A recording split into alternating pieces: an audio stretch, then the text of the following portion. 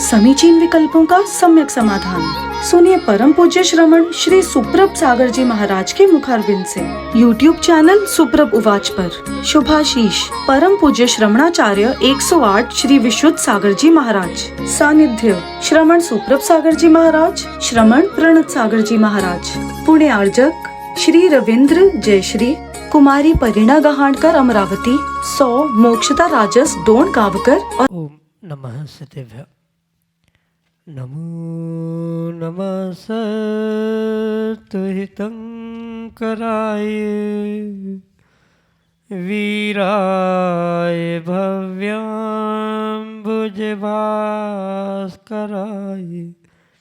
अनन्तलोकाय सुरार्चिताय देवादिदेवाय नमो जिनाय देवादिदेवाय नमो जिनाय। पंच परमेष्टि भगवान की परम पूज्य गणाचार्य श्री विराग सागर जी महाराज की, परम पूज्य पट्टाचार्य आचार्य भगवंत गुरुवर विशुद्ध सागर जी मुनि महाराज की, परम पूज्य मुनि श्री प्रसम सागर जी महाराज की, परम पूज्य मुनि श्री सुप्रभ सागर जी महाराज की, परम पूज्य श्रमण रत्न श्री प्रणत सागर जी गुरुदेव की, पूज्य मुनि संघ की। समीचीन विकल्पों का सम्यक समाधान। सम्यक ज्ञान की वह अलौकिक विधा जो हमारे जीवन को सम्यक ज्ञान रूपी ज्योति से ज्योतित करके हमारे कल्याण का पथ प्रशस्त कराने वाली है, क्योंकि सम्यक ज्ञान ही आत्मकल्याण के लिए कार्यकारी हो पाए। और ऐसे आत्मकल्याण की अनूठी विधा परम पूज्य आचार्य भगवंत गुरुवर विशुद्ध सागर जी महाराज के मंगल सभा शिष्य, उन्हीं के सुयोग्य शिष्य परम पूज्य मुनि श्री सुप्रभ सागर जी महाराज द्वारा आगम के परिप्रेक्ष्य में हमें प्रतिदिन प्राप्त होती है। तो ऐसे आत्मकल्याण की अनूठी विधा से आप भी जुड़ने का प्रयास करें और अपना समीचीन विकल्प भेजते हुए परम पूज्य मुनि श्री से उसका आगम के परिप्रेक्ष्य में सम्यक समाधान प्राप्त करें। प्रारंभ करते हैं आज का सम्यक समाधान। और आज के पहले विकल्प के लिए आष्टा मध्य प्रदेश से डॉक्टर मगन जैन, श्रीमती चंदा जैन महाराज श्री के चरणों में बारंबार नमोस्तु करते हुए अपना समीचीन प्रश्न रख रहे हैं कि महाराज जी, जब कर्म फल देता है तब तो महसूस होता है, परंतु कर्म बंध के समय महसूस क्यों नहीं होता? हमारे समीचीन विकल्प का सम्यक समाधान प्रदान करने की कृपा करें। नमोस्तु महाराज जी, नमोस्तु। ओम नमः सिद्धम। परम पूज्य आचार्य भगवान गुरुवर विशुद्ध सागर जी महाराज की, परम पूज्य प्रसम सागर जी महाराज की, परम पूज्य मुनि श्री सुप्रभ सागर जी महाराज की। कर्म बंध और कर्म उदय की व्यवस्था दोनों कर्म से संबंधित होने पर भी बिल्कुल भिन्न भिन्न है, क्योंकि कर्म उदय में आने का अर्थ ही है कर्मों की निर्जरा होना, और उस निर्जरा के साथ उदय आते हुए कर्मों का अनुभवन होना, यही उस कर्म उदय का सिद्धांत।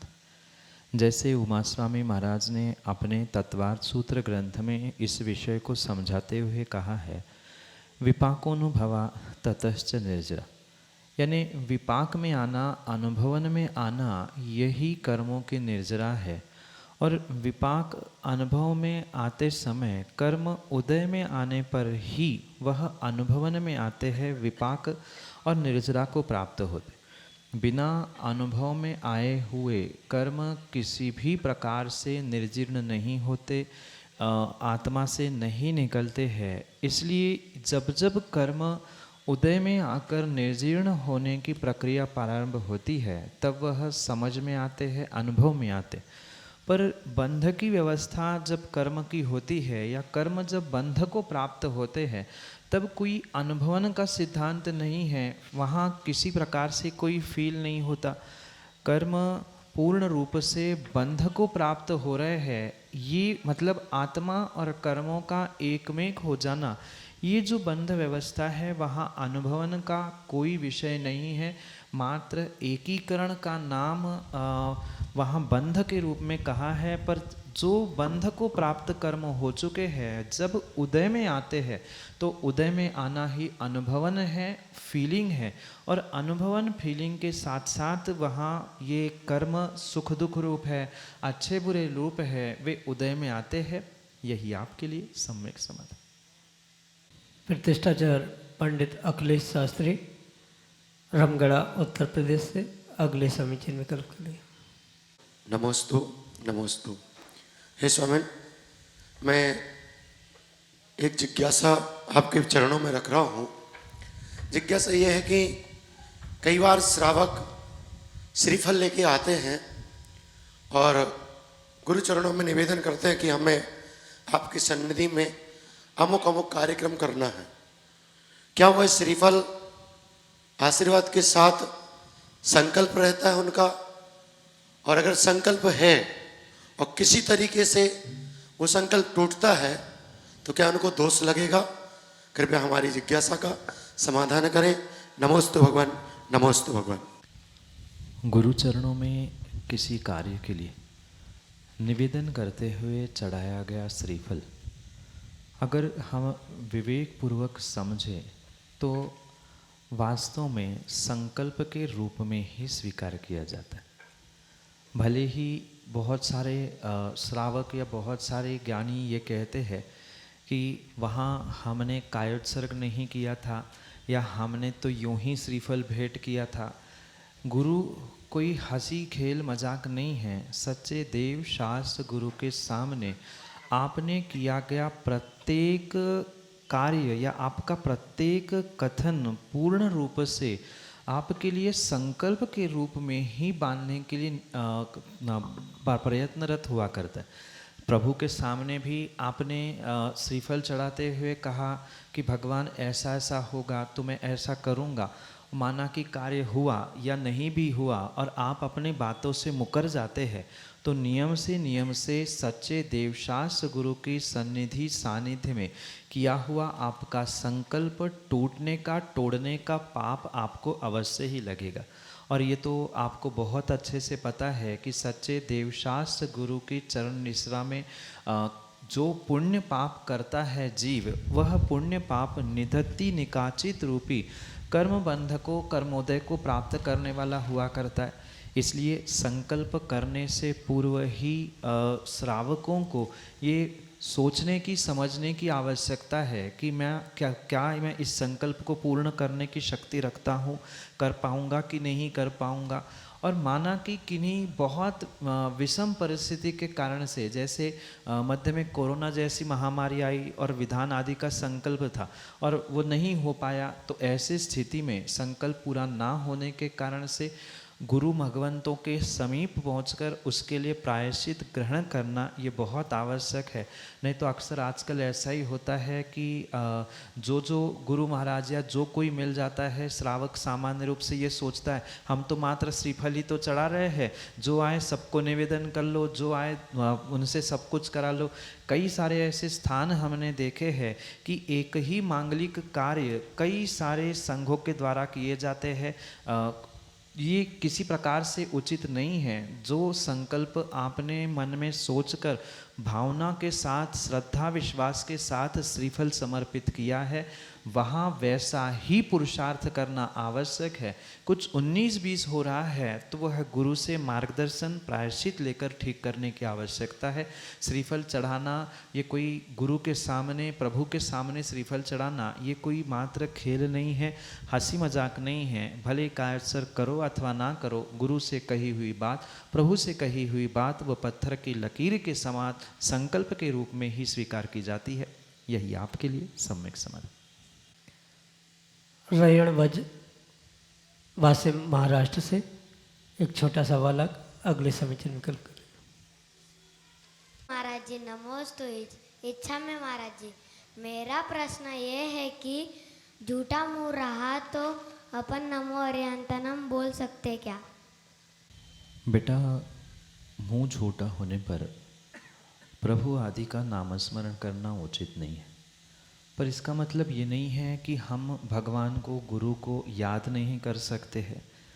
मुंह झूठा होने पर आप अगर पानी पीकर या कुल्ला आदि करते हुए उसकी शुद्धि कर रहे हैं तो नमोकार पढ़ना, प्रभु गुरु का नाम लेना, इसमें तो कोई दोष नहीं है। पर माना कि कुछ ऐसी स्थिति है, रास्ते में चलते चलते आपने कुछ खा लिया, वहाँ मुख शुद्धि करने के लिए, कुल्ला करने के लिए जगह नहीं, स्थान नहीं या पानी नहीं है, तो ऐसे समय पे अगर आपको नमोकार पढ़ना है, प्रभु गुरु को याद करना है, तो वहाँ आप अपने मन में उन्हें याद तो कर सकते हो। मतलब नमोकार भी पढ़ना है, नमो अरियंताणम भी पढ़ना है, तो आप मुख खोल के ना पढ़े, अपने आप मन में ही पढ़े। मुंह बंद करते हुए मन में आप नमोकार पढ़ रहे हो, भगवान गुरु को याद कर रहे हैं, तो कोई दोष नहीं है। मुंह झूठा होने पर मुंह खोलकर उन मंत्रों का उच्चारण नहीं करना चाहिए, आप उनको याद करते हुए मन में पढ़े, उसमें कोई दोष नहीं है। यही आपके लिए सम्यक समय। आदेश कहते वासिम महाराष्ट्र से अगले समीचीन विकल्प। गुरुदेव, मेरा सवाल यह है कि जैसे अपन कुछ ठहराते हैं, जैसे फॉर एग्जांपल कि गुरु पूर्णिमा है और सुप्रभ सागर जी महाराज जी मेरे गुरु है, और कुछ कारणवश मैं नहीं जा पाया, सिर्फ एक बार मड़ौरा में मैं आया था, उसके बाद जो 3-4 साल हुए मैं नहीं आ पाया, कुछ प्रॉब्लम्स या जो भी कुछ होगा, तो ऐसे इसके वजह से जो अपन नहीं कर पाते हैं गुरु के बारे में, तो इसका दोष लगता है क्या, और कैसा दोष लगता है, इसका परिणाम अपने जीवन पे गिरता है क्या, तो इसके बारे में मेरा सब समाधान कीजिए। नमोस्तु गुरुदेव, नमोस्तु गुरुदेव। ये तो परम सत्य है, प्रत्येक श्रावक को अपनी श्रद्धा समर्पण के साथ कहीं न कहीं अपने एक इष्ट गुरु को बनाना आवश्यक। पर इसका मतलब ये नहीं है कि किन्हीं अन्य गुरुओं की वहाँ पर हम अवहेलना करें या अवज्ञा करें। पर ये भी ध्यान रखना होगा कि जैसे हमने अपने कुछ इष्ट सिद्धि के लिए किसी एक को गुरु माना है, तो उनके प्रति हमारा समर्पण जीवन पर्यंत रहना चाहिए। पर यह भी ध्यान रखने की आवश्यकता है, समर्पण का अर्थ ये नहीं है कि हम बहुत कुछ करके दिखाएंगे, दुनिया देखेगी, प्रशंसा करेगी, तो ही आपके वे गुरु है या उन गुरु के आप शिष्य हैं, ऐसा बिल्कुल भी नहीं है। जैसे अभी आप गुरु पूर्णिमा के विषय में पूछ रहे थे, तो ये भी आवश्यक नहीं है कि आप मात्र गुरु पूर्णिमा के दिन ही पहुंचने से वह आपके गुरु बने रहेंगे या नहीं पहुंचने से गुरु आपको भूल गए, ऐसा किंचित भी नहीं होता। हाँ, परिस्थिति किसी के साथ भी विपरीत आ सकती है। जैसे बीच में कोरोना जैसे कालों में तो सालों साल श्रावक मुनिराजों के पास पहुंच नहीं पा रहे थे, दूरी और भी बहुत सारी परिस्थितियां थी। पर ये ध्यान रखना, भले ही प्रत्यक्ष हम पहुँचे ना पहुँचे, परोक्ष रूप से अगर गुरु चरणों से जुड़ने रहने का, गुरु को याद करने का, गुरु को अर्घ्य चढ़ाते हुए उन तक पहुँचने का प्रयास भी कर रहे हैं, तो भी आप अपने गुरु शिष्य के श्रद्धा श्रद्धेय संबंध को बिल्कुल बरकरार रखने का प्रयास कर रहे हैं। हाँ, अगर किसी प्रकार से वहाँ आपका प्रमाद है या अंतरंग में किसी व्यक्ति को लग रहा है अरे यार अब तो रहने दो, बहुत हो गया, काम हो गया, अब फिर मिलेंगे तब देख लेंगे, ऐसा प्रमाद अंतरंग में नहीं होना चाहिए। अपनी गलती, अपनी भूल का एहसास हमेशा हमें होना चाहिए कि अरे ठीक है, परिस्थिति नहीं थी, मैं जा नहीं पाया हूँ, अब मुझे गुरु प्राप्त हुए हैं, मैं गुरु के सामने उन गलतियों का पश्चातापपूर्वक प्रायश्चित ग्रहण करूँ। और गुरु ऐसे होते हैं कि आप सहज भावों से गुरु के चरणों में जाकर अपनी गलती बखान कर लेना, तो गलती के लिए प्रायश्चित देकर वे पुनः आपको उपस्थापित कर सकते हैं। ये किसी प्रकार से शिष्यों को समझने की आवश्यकता नहीं है कि हम गुरु के प्रत्यक्ष नहीं पहुँचे, गुरु हमें भूल गए होंगे, हम उनके शिष्य बचे कि नहीं बचे। अगर आपके हृदय में पहले जैसी श्रद्धा, समर्पण के भाव और भावना है, तो गुरु कभी भी नहीं बदलता है। अगर कहीं न कहीं शिष्य अपनी भावनाओं को बदलते हुए दिखता है तो ही उसमें बदलाव देखने के लिए मिलता है। पर मैं पुनः इस बात को कहता हूँ, मात्र गुरु पूर्णिमा का ही दिन नहीं है। जिस दिन आप गुरु से मिलोगे वही दिन गुरु पूर्णिमा के रूप में साकार हो सकती है। ये समझते हुए हमें इस बात को आत्मसात करना होगा। और गुरु पूर्णिमा का भी महत्व आपने कथा में कई बार सुना होगा कि जिस दिन गुरु को शिष्य की प्राप्ति हुई थी वह गुरु पूर्णिमा के रूप में मनाया गया है। दूसरे की हम छोड़ दे, महावीर भगवान और गौतम की नहीं, हम अपने गुरु और अपने शिष्यत्व को परख ले। जिस दिन पहुँचे उस दिन गुरु पूर्णिमा मानकर पहुँचे, पर अपना श्रद्धा समर्पण कितनी ही विषमता क्यों ना आ जाए पर कम ना होने दे। और उसका समर्पण दुनिया के लिए नहीं, अपना और गुरु का संबंध बरकरार रखने के लिए होना चाहिए। यही आपके लिए सम्यक समय। सारिका छावड़ा बासिम महाराष्ट्र से अगले समीचीन विकल्प के लिए। रही मुनि राजों के चरणों में बारंबार नमोस्तु नमोस्तु नमोस्तु गुरुवर।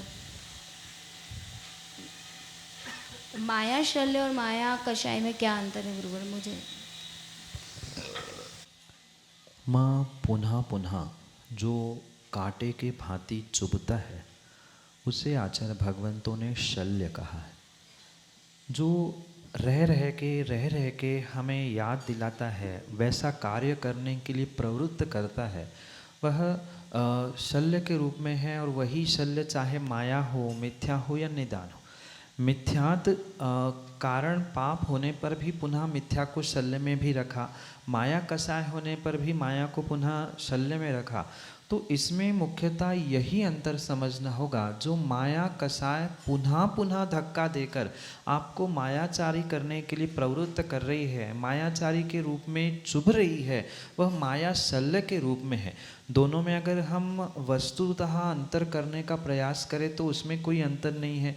माया कषाय, माया शल्य दोनों मायाचारी के रूप में ही है।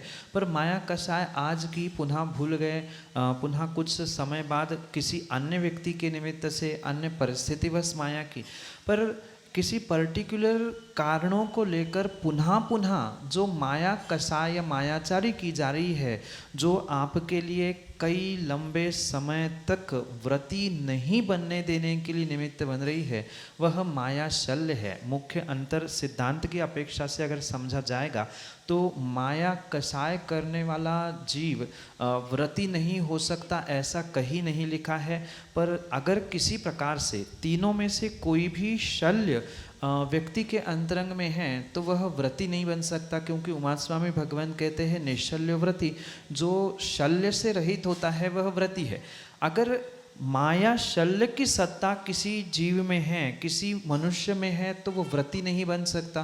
पर माया कषाय करते हुए वह व्रती हो सकता है। पर वही माया कषाय लंबे समय तक चलते चलते चलते वह शल्य के रूप में परिवर्तित हो जाती है, तो उनका व्रतीपना भी छूटने की संभावना है।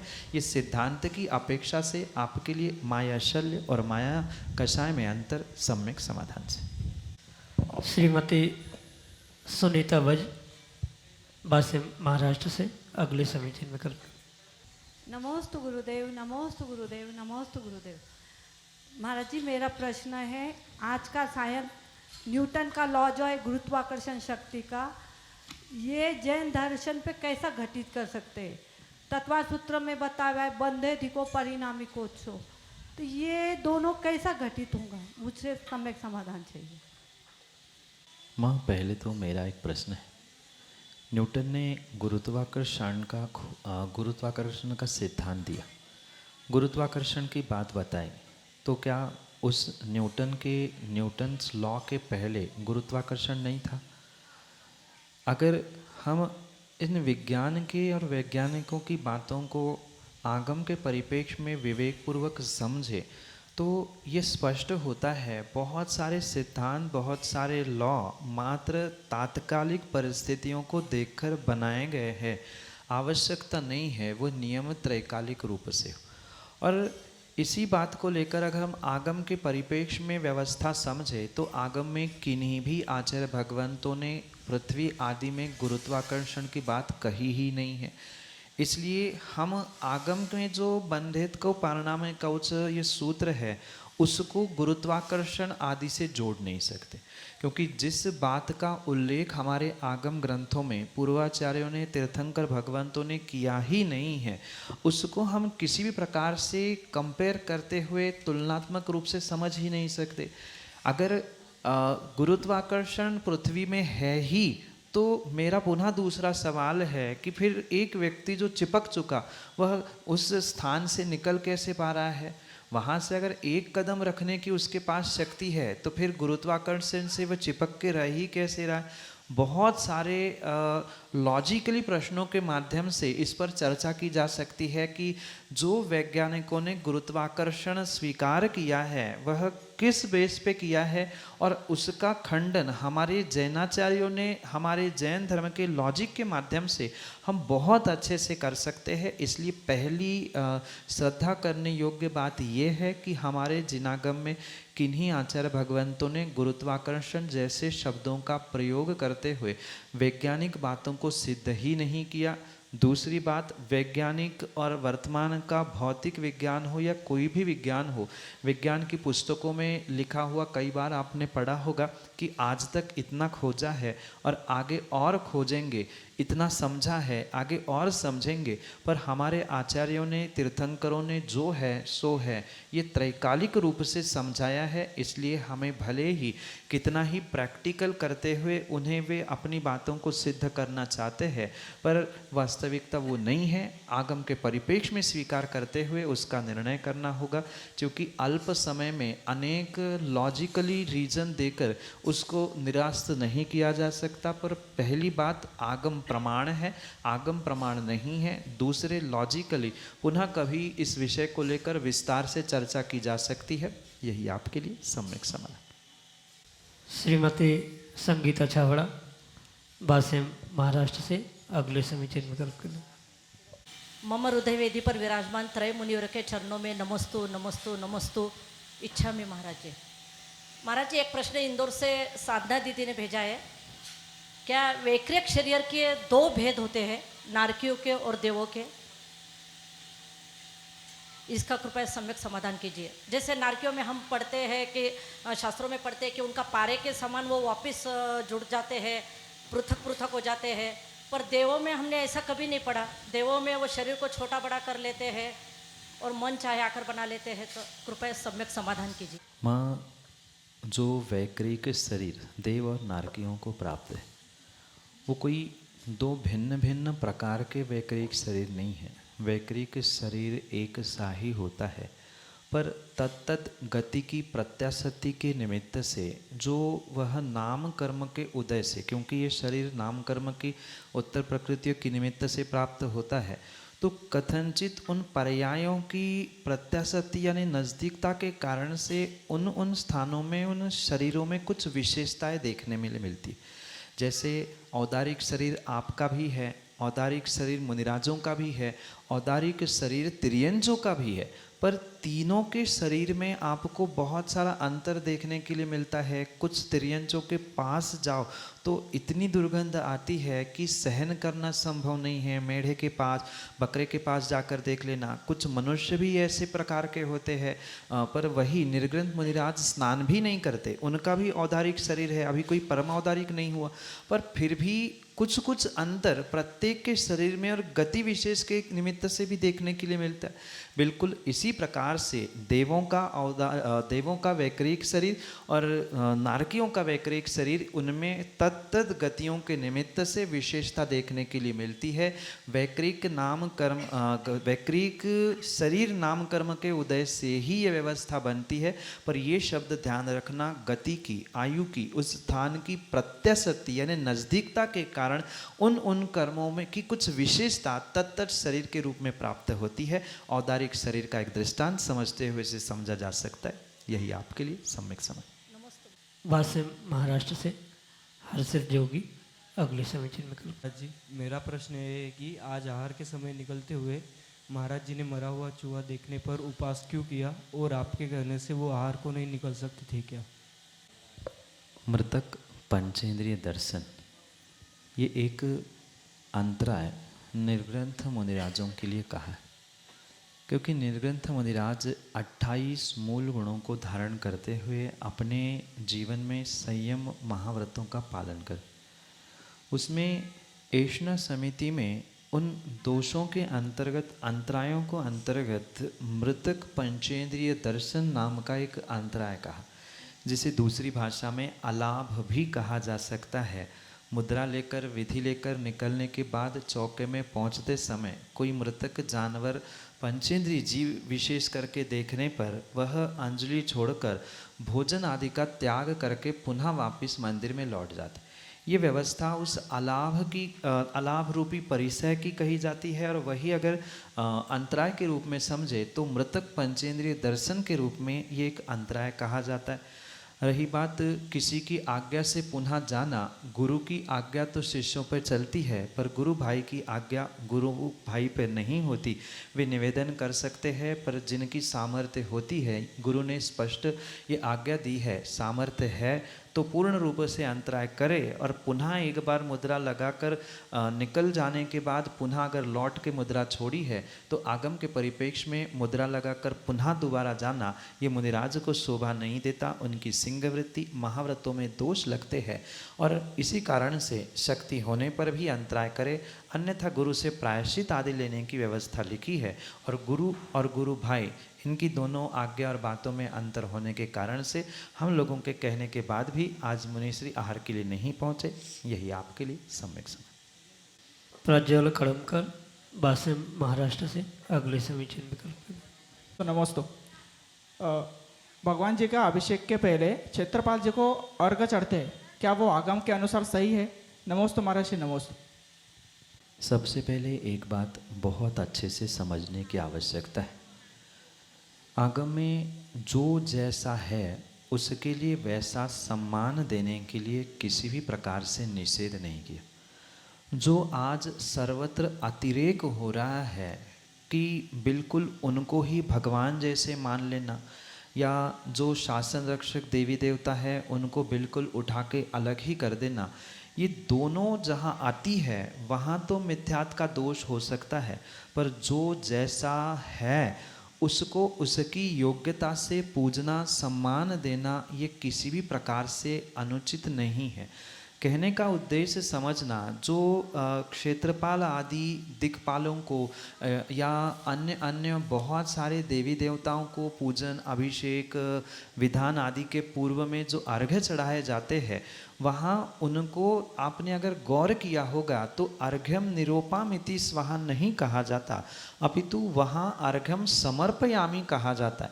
सच्चे देव शास्त्र गुरु पंच परमेष्ठी आदि आदि उपचार महाव्रती या शुल्लक ऐलक इतने ही पूज्य पुरुषों को, परम पूज्य पुरुषों को अर्घ्यम निर्वपामिति स्वाहा कहा जाता है। इनके अलावा अन्य जो आयतन के रूप में है, मतलब सच्चे देव शास्त्र गुरु को मानने वाले, उनकी सेवा उनकी रक्षा करने वाले, इन सभी सम्यक दृष्टि देवी देवताओं को सम्मान करते हुए उनकी पूजन अर्घ्य चढ़ाते हुए पुनः गौर करना निर्वपामिति स्वाहा नहीं, अपितु समर्पयामि कहा जाता है। यानी ये भेंट मैं आपको समर्पित करता हूँ। जैसे एक श्रावक के घर में कोई श्रावक आता है मिलने के लिए अतिथि के रूप में, तो उसका जैसा सम्मान किया जाता है, चाहे वह दामाद हो, अन्य मित्र दोस्त यार क्यों ना हो, उसको जैसी भेंट दी जाती है, दिवाली को भेंट दी जाती है, अन्य कार्यक्रमों में भेंट दी जाती है, ऐसे ही हमारे घर में मंदिर में या अन्य किसी स्थानों में कुछ विशेष आयोजन हो रहा है। आप अभी सिद्ध चक्र विधान में भी देख रहे, प्रतिदिन 8 दिशाओं में अर्घ्य चढ़ते हैं, ध्वजारोहण पे मांडने पर भी, पूजन अभिषेक के पहले भी अर्घ्य दिए जाते हैं। तो अर्घ्य देना ये समर्पण है, उनको भेंट है, किसी प्रकार से उनको पंच परमेष्ठी मानकर प्रभु गुरु आदि स्थानों को देकर उनकी पूजन करना उचित नहीं है। अगर उसकी जगह कोई ये कह दे फिर उनको तो मानना ही नहीं चाहिए, उनको तो निकालना ही चाहिए, फिर मंदिर में उन देवी देवताओं की क्या आवश्यकता, तो वो भी कहीं न कहीं आगम का अवर्णवाद करते हुए मिथ्यात्व की ओर बढ़ रहा है, मिथ्या दृष्टि बनने का प्रयास कर रहा है। पुनः ध्यान रखना, जो जहाँ जैसा है उसको वैसा सम्मान देना, यही जिन शासन की महानता है। जो सम्यक दृष्टि जीव सच्चे देव शास्त्र गुरु पंच परमेष्ठी की सेवा रक्षा आदि करते हैं, वे जिन शासन में आयतन कहे जाते हैं और आयतनों का सम्मान कथनचित उपचार से पूजा अर्घ्य के रूप में भी कहा जा रहा है। पर वहाँ अभिप्राय उद्देश्य भिन्न होने से वहाँ मिथ्यात्व का दोष नहीं लगेगा। वहाँ उचित अनुचित आपके अभिप्राय से होगा, ना कि क्रियाओं से होगा। समर्पयामिति और निरूपयामिति, इसमें जमीन आसमान का अंतर है। एक भेंट देना है और एक पूर्ण रूप से वहाँ पर समर्पित करते हुए निरूपान करना है निर्वाण की प्राप्ति के लिए। इस अभिप्राय से ये पुरुषार्थ है। इसलिए क्षेत्रपाल आदि दिक्पालों को, देवी देवताओं को समर्पित किए जाने वाला अर्घ्य, उपचार से उसे कहे जाने वाला पूजन किसी प्रकार से अनुचित नहीं है, पर अभिप्राय उद्देश्य समझकर ही उसे करना होगा। यही आपके लिए सम्यक समझ।